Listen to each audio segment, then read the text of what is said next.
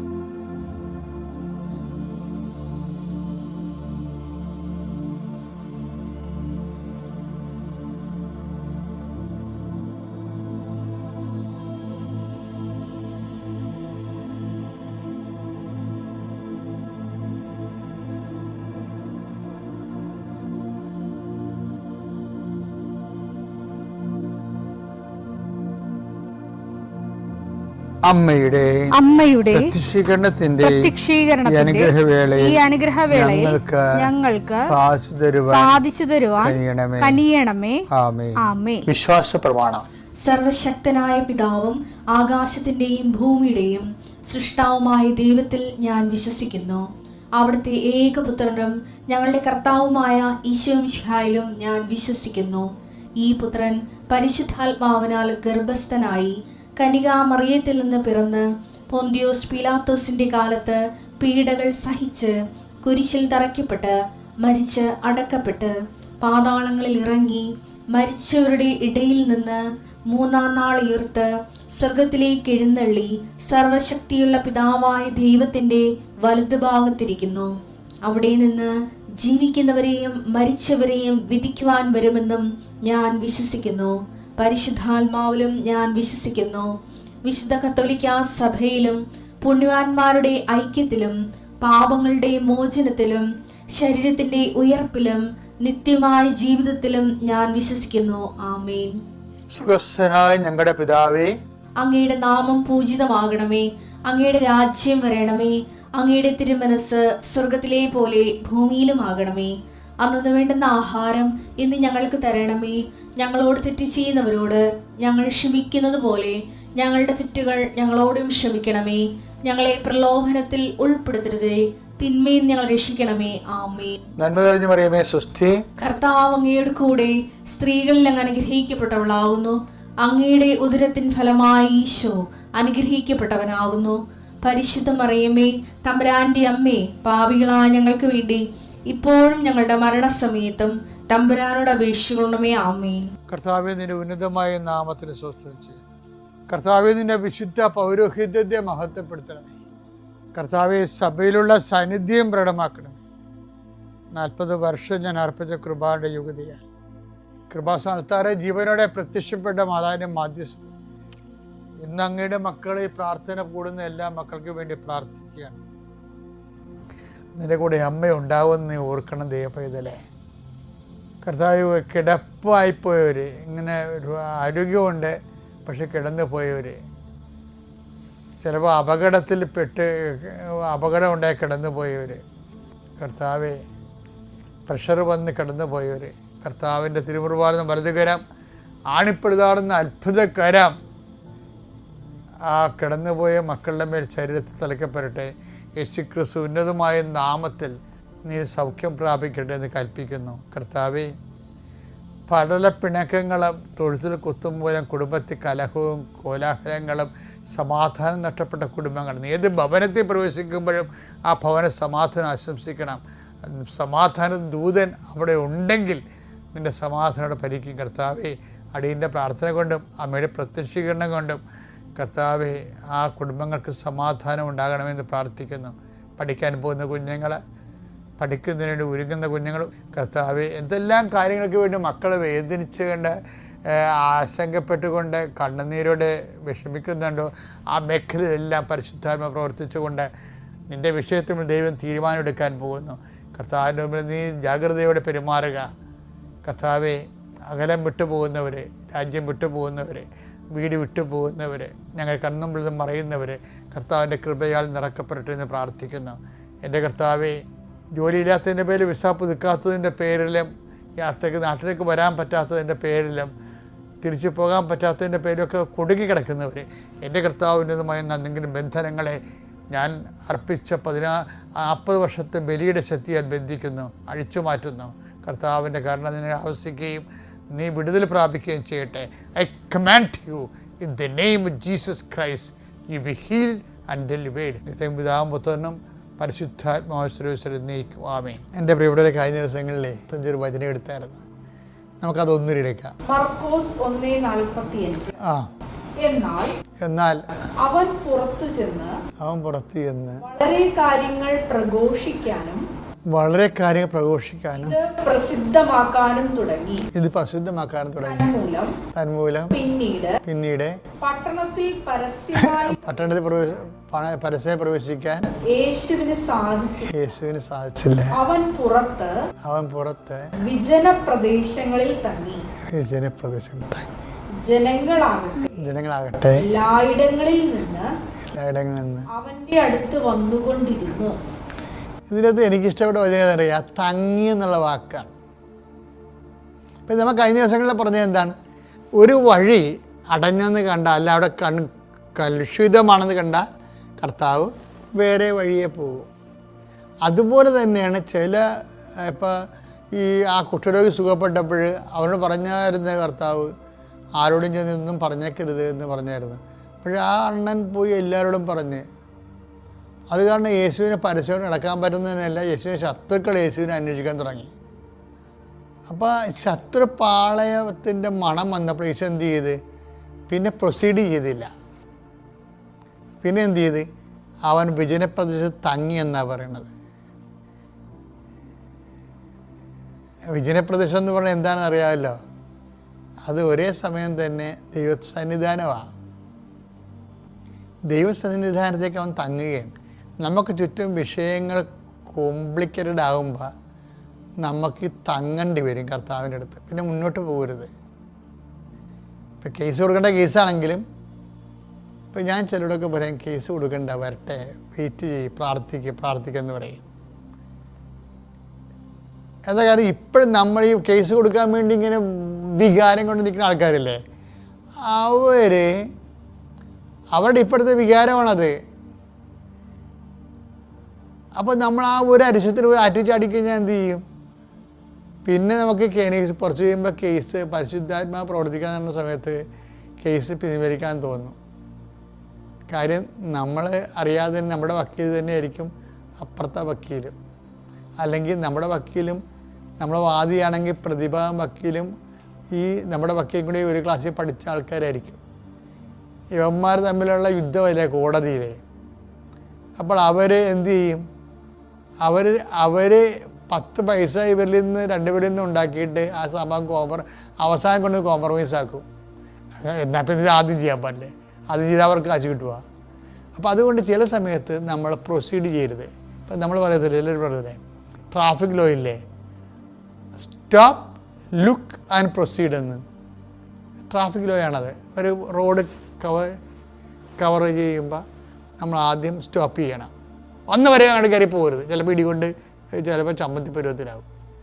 അത് സ്റ്റോപ്പ്, പിന്നെ എന്ത് ചെയ്യണം? ലുക്ക്, പിന്നെ എന്ത് ചെയ്യണം? പ്രൊസീഡ്. അങ്ങനെ ട്രാഫിക് ലോ അല്ലേ. പക്ഷേ ബൈബിളിൽ ലുക്കില്ല എൻ്റെ അത്. സ്റ്റോപ്പ് എന്ന് പറഞ്ഞതിന് ശേഷം പിന്നീട് പറയും ഹാൾട്ട് എന്ന് പറയും. അതാണ് തങ്ങ് എന്ന് പറയുന്നത്. Stop, halt and proceed. Halt എന്നാണ് പറയണത്, അല്ലാതെ ലുക്ക് എന്നല്ല പറയണത്. ലുക്ക് എന്ന് പറയുമ്പോൾ അങ്ങോട്ട് നോക്കി നോക്കി വണ്ടി അങ്ങനെ ചാടി പോകും, അതല്ല ഹാൾട്ട്. കാരണം നീ അങ്ങോട്ട് ചെന്നിട്ടും വലിയ കാര്യമൊന്നുമില്ല. അപ്പം നീയല്ലേ പോണത്. റോഡ് ക്രോസ് ചെയ്യണമല്ല ലക്ഷ്യം. റോഡ് ക്രോസ് ചെയ്തിട്ട് നീ എന്ത് ചെയ്യും എന്നുള്ളതാണല്ലോ ലക്ഷ്യം. റോഡ് ക്രോസ് ചെയ്യുന്ന ഒരു മാർഗം മാത്രമല്ലേ. റോഡ് എന്തിനാണ് അപ്പുറത്ത് ചെല്ലണത്, അതല്ലേ ലക്ഷ്യം. അപ്പം അതുകൊണ്ട് ബൈബിൾ പറയും സ്റ്റോപ്പ്, ലുക്ക് ആൻഡ് പ്രൊസീഡ് അല്ല, സ്റ്റോപ്പ്, ഹാൾട്ട് ആൻഡ് പ്രൊസീഡ്. ചില സമയത്ത് ഹോൾട്ട് ചെയ്യണം, കേസൊന്നും കൊടുക്കേണ്ട, അവിടെ നിൽക്കാൻ പറയണം, നിൽക്കട്ടെ, എന്നിട്ട് പ്രെയർ ചെയ്യണം, എംപവർ ചെയ്യണം. നമ്മളെ തന്നെ എംപവർ ചെയ്യണം. പിന്നെ നമ്മൾക്ക് വേണ്ടി വാദിക്കാൻ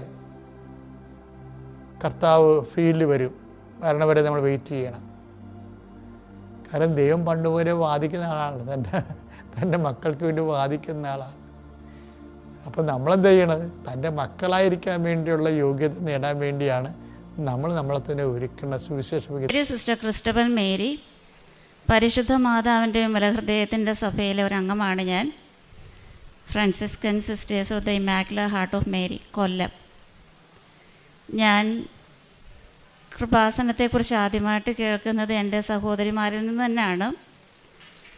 അവർക്ക് ലഭിച്ച അനുഗ്രഹങ്ങൾ വിവരിച്ചു കേട്ടു, ദൈവത്തിന് നന്ദി പറഞ്ഞ് 2024 മെയ് മാസം അവസാനം ഞാനിവിടെ വന്ന് ഉടമ്പടി എടുത്തു. ഞാൻ വർക്ക് ചെയ്യുന്നത് USA-ലാണ്. ഉടമ്പടി പത്രവും ബാക്കി തിരികൾ, തൈലം എല്ലാ ദിവസവും രാവിലെയും വൈകുന്നേരവും പ്രാർത്ഥന മുടങ്ങാതെ പ്രാർത്ഥിച്ചു.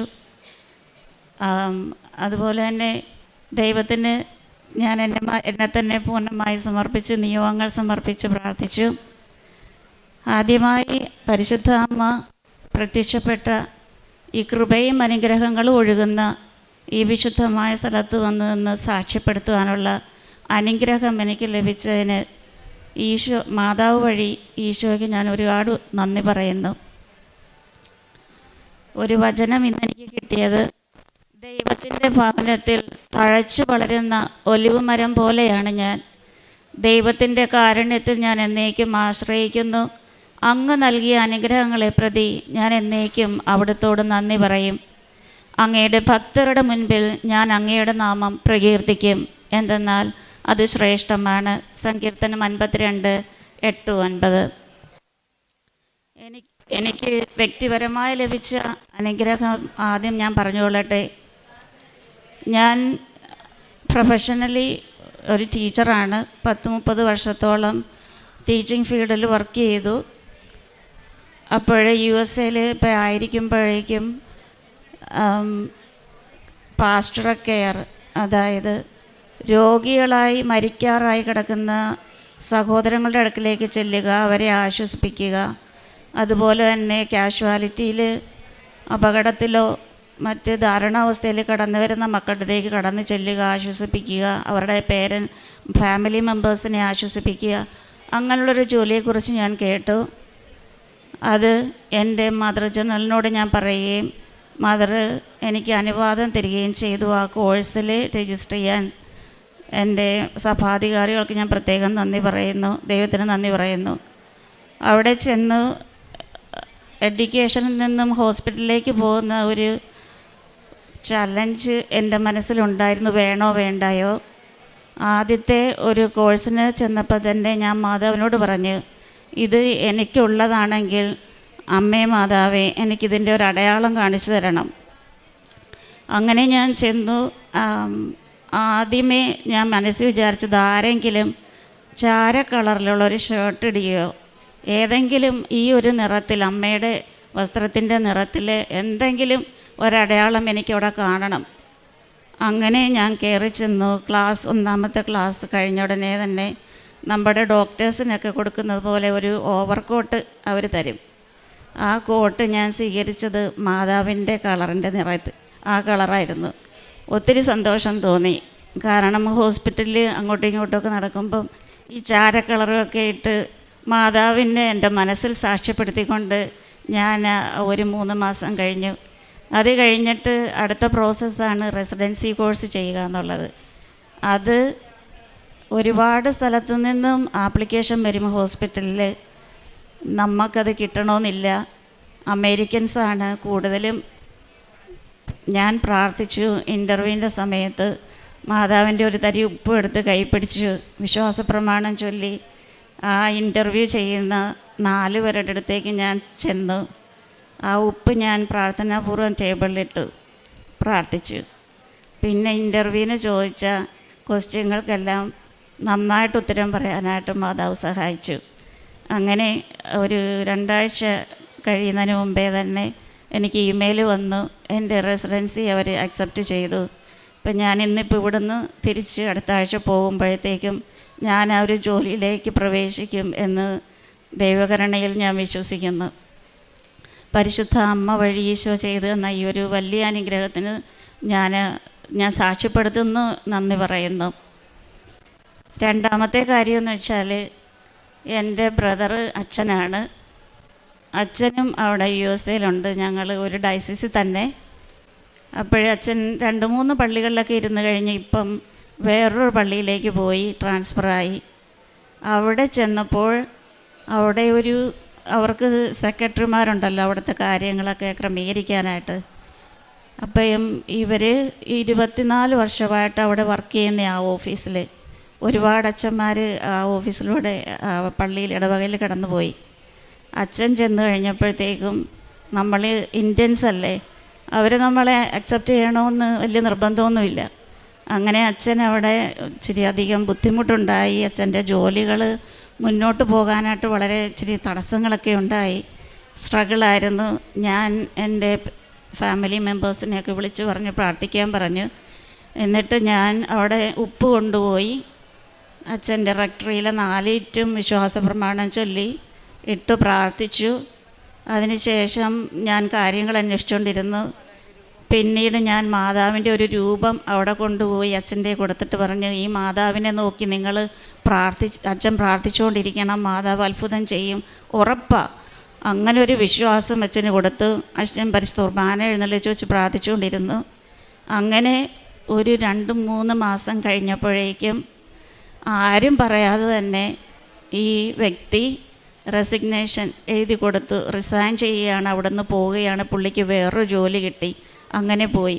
അപ്പോൾ ഈ വ്യക്തി മാത്രമല്ലായിരുന്നു ആ അവിടെ സ്കൂളുണ്ട്, സ്കൂളിലെ പ്രിൻസിപ്പളും അതേ ഒരു മനോഭാവത്തോടു കൂടിയായിരുന്നു. പക്ഷേ മാതാവെല്ലാം ക്രമീകരിച്ചു. ആ വ്യക്തിയും റെസിഗ്നേഷൻ എഴുതി കൊടുത്ത് പോയി.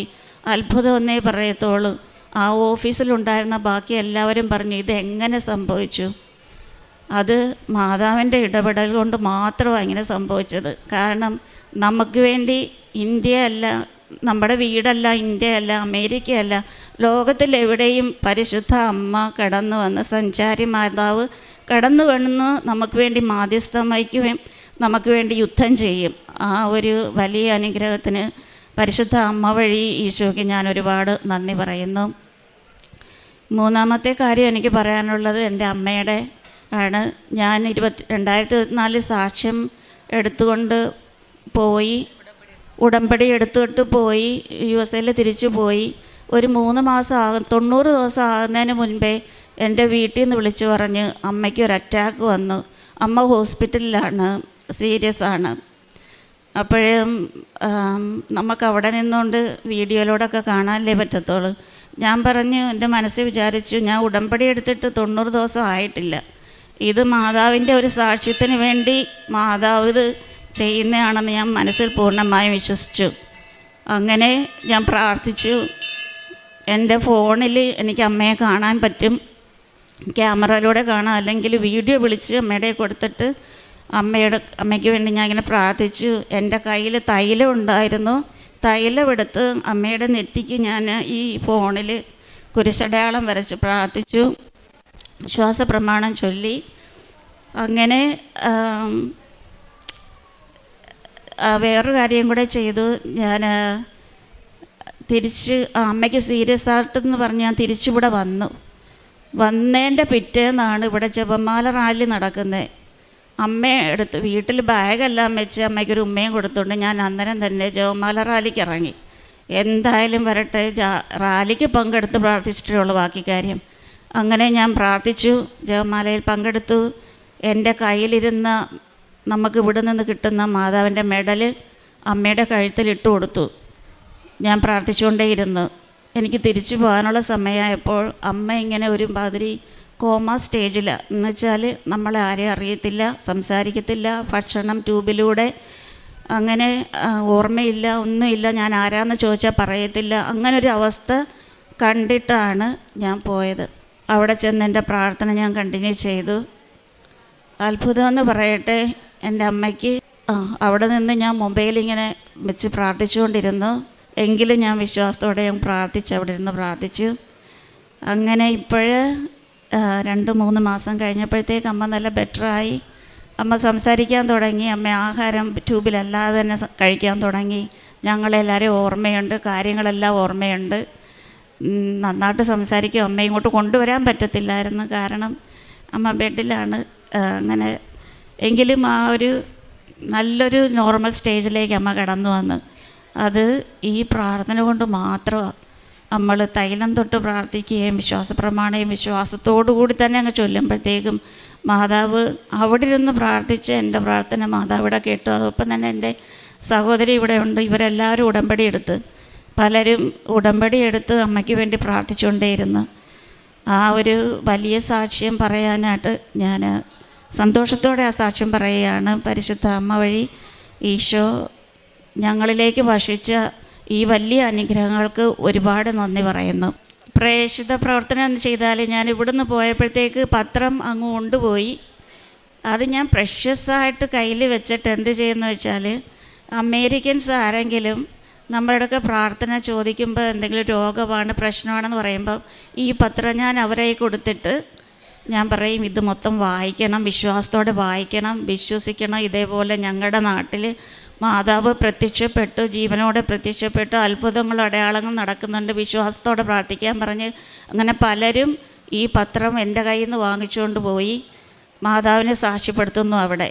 പിന്നെ ഓൺലൈനിലൂടെ അവർക്ക് ഇംഗ്ലീഷ് ഓൺലൈൻ ഉടമ്പടി എടുത്തു കൊടുത്ത് അവരെ കൊണ്ട് ഞാൻ ഓൺലൈനിൽ ഉടമ്പടി എടുപ്പിക്കുന്നുണ്ട്. കാരുണ്യ പ്രവൃത്തികൾ ചെയ്യുന്നതെന്ന് വെച്ചാൽ ഞാൻ രോഗികളെ സന്ദർശിക്കാനും അവരെ ആശ്വസിപ്പിക്കാനും പാവങ്ങളെ സഹായിക്കാനും, പ്രത്യേകിച്ച് ഇച്ചിരി എന്തെങ്കിലും പോക്കറ്റ് മണിയോ അല്ലെങ്കിൽ എന്തെങ്കിലും ചെറിയ ഗിഫ്റ്റൊക്കെ കിട്ടുമ്പോൾ ഇവിടെ കൊണ്ടുവന്ന് പാവങ്ങളെ, രോഗികൾക്ക് പ്രത്യേകമായിട്ടും രോഗികളെയും പാവപ്പെട്ടവരെയൊക്കെ സഹായിക്കാനായിട്ട് ചിലവഴിക്കുന്നുണ്ട്.